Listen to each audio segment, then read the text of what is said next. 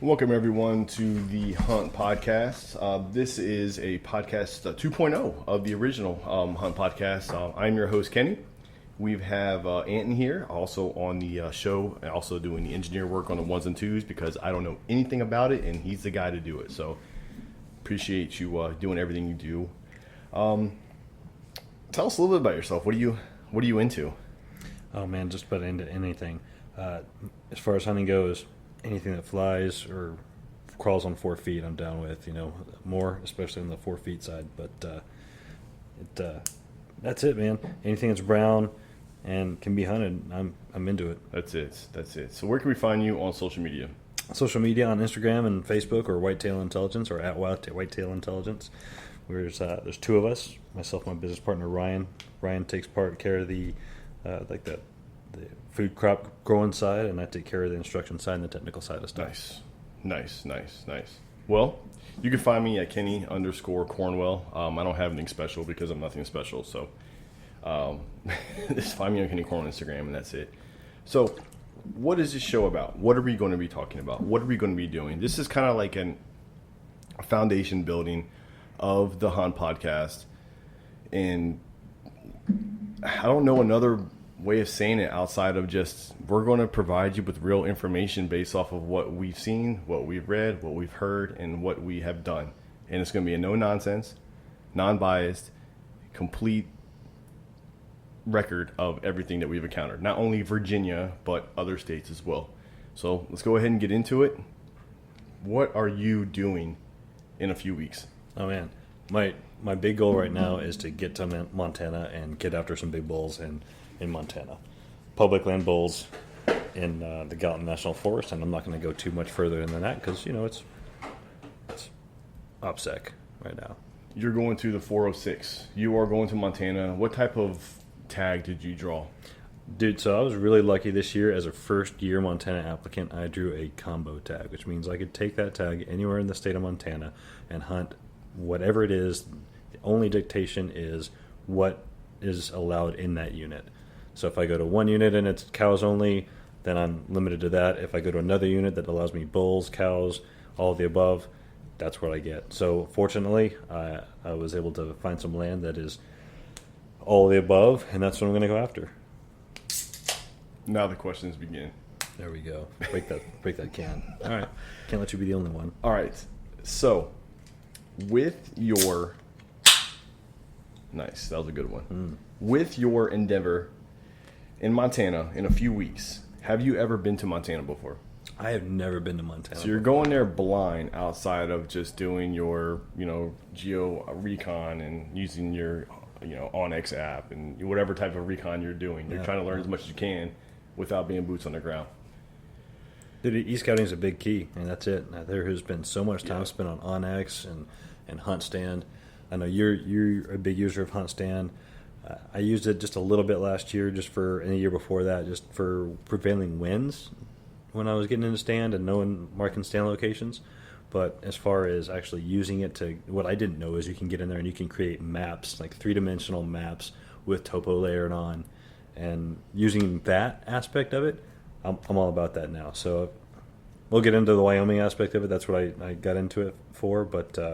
That my next project is to set the maps up for the area that I'm going to in Montana. All right. I am a noob, and I know absolutely nothing when it comes to hunting outside of the state of Virginia. And this is a big topic right now. It's a hot topic, not only just in our area, but around the country, is elk hunting, more or less with a bow now, just because of the whole, Cam Hanes thing, because of the whole Tour Archery Challenge, all of that. But elk seems to be the number one animal that people want on their checklist as far as what do you want to do before you die.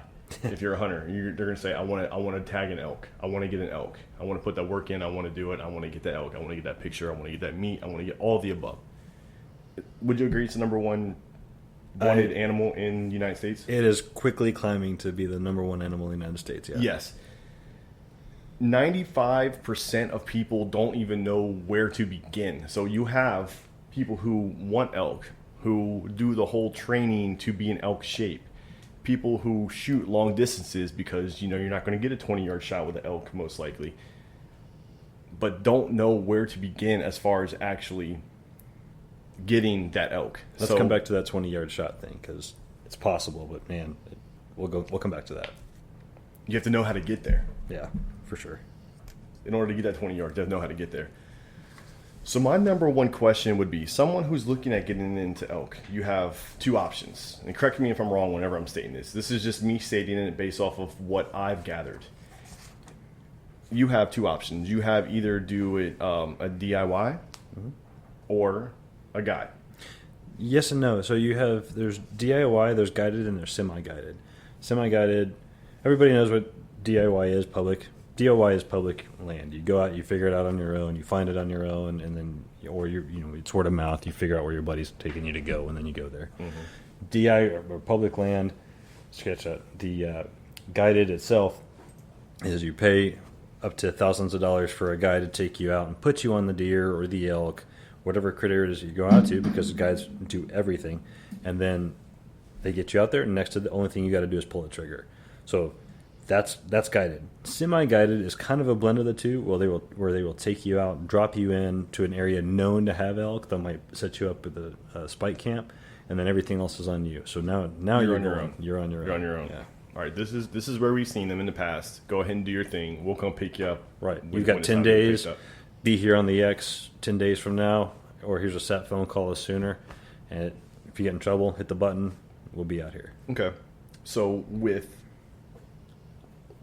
and this is probably a majority of the people who want to hunt elk, who's never hunted elk, and it's going to come down to finances. So obviously the elk guided hunt, fully guided hunt, is going to be the most expensive, top tier.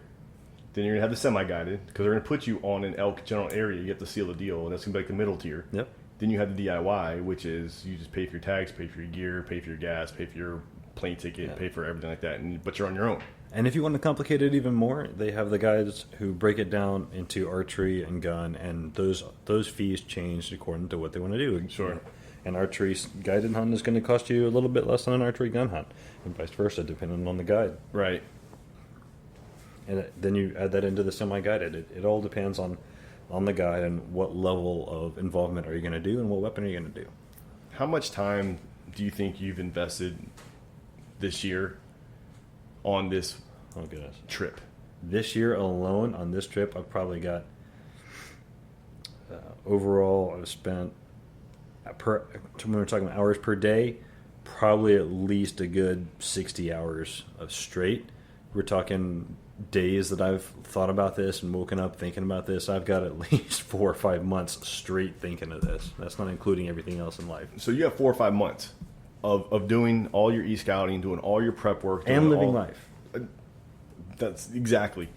You also have a family. You also have a job. You also have a house to maintain and a house to take care of, and whatever comes in between your life, in between the cracks. So you have put a lot of time and a lot of e-boots on the ground to do this. Starting all of that together, it's been at least a year. Since my last hunt ended, I have been considering and tracking and changing my techniques and going through my gear. Since my last hunt ended last year, was it in October? Or no, the end of September. Since the end of September last year, I have been changing all my tactics, throwing out the gear that I don't need, figuring out and changing the TTPs that didn't work, or learning from those that did, and then trying to learn those, place those into new places, and find out what I can do to do better next time. What's a TTP? Tactics, technique, and procedure. Just an old acronym from my military days. Roger, I got you. Okay.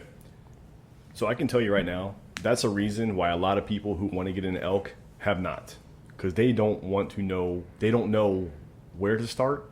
And then when these things start compounding, and as time you invest it starts compounding, your gear list that you don't normally use when you're whitetail hunting or whatever type of hunting is then compounded. And then you're going on a trip to roll the dice to try to save some money or try to create a bigger challenge for yourself to do a DIY, or you're spending $8 to $10, sometimes $20,000, $30,000, maybe even $40,000 in some places for elk where you're going to be guaranteed to hunt. Like, a lot of people don't have the time or the money to do this, but there are ways where you could still, in Virginia, let's say you're coming people coming from Virginia and they want to go to Montana or Wyoming or whatever to get an elk. You have to really, really, really, really, really want it. Oh, for sure. As much time and energy as you're putting into it, you better want it. You have to want it. So that goes to my next question.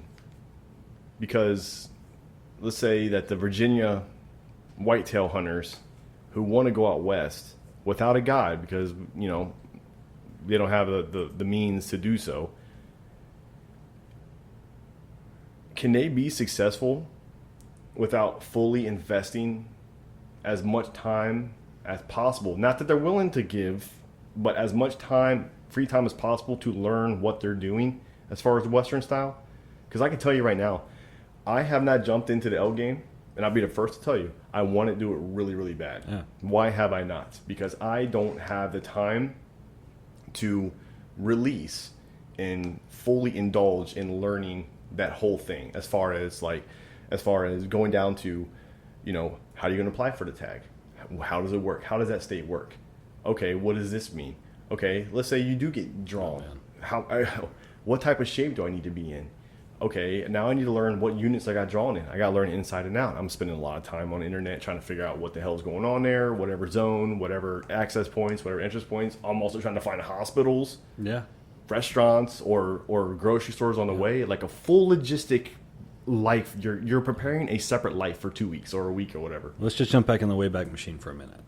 All right, so a couple years ago, probably 5 or 6 years ago, I lived out in Maryland. Somebody recommended this place called Let's Meat on the Avenue. It's a meat shop, a butcher shop down in Alexandria, near D.C. I went down there. The owner, Steve, is a old Brit, but he has every kind of meat imaginable. I found this fillet of elk, and I'd never had elk, but I'd heard good things about it. It's about $100. I spent $100 on this elk, and I butchered it by wrapping it up in bacon and grilling it. Not to say that was terrible. It was delicious. Yeah, oh yeah, you know it. So it was this 12-pound backstrap that I thought it was a good idea to wrap up in bacon, salt and pepper, and threw it on the grill. I didn't have to do any of that, man. No. But it was delicious. And then I started getting into this.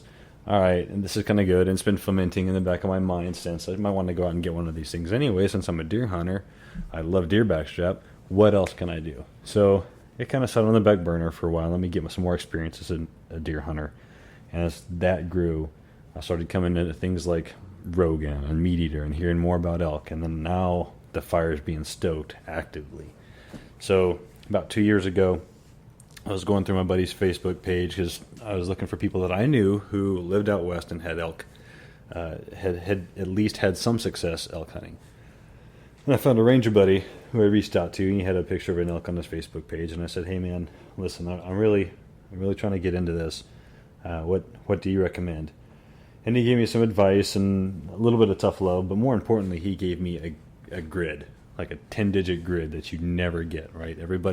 Everyone is secretive about their honey holes. And it was fortunate that he didn't live there anymore, or didn't hunt that spot anymore. He had new spots. So he gave me that, said, "Hey, this is one of my old spots. Start here and see what the elk have been there before and go figure it out." And being that he was kind enough to do that, and that's one of those secret things that you just never get, I figured that was enough for me to get a plane ticket to go to Oregon and get an over-the-counter tag. Every state, there's so many different ways to go about it, man. Every state has its own set of regs, its own set of draws, its own set of over-the-counter. Some states you can't get an over-the-counter unless you're a resident. Some states you can barely get an over-the-counter if you're not a resident after it's sold.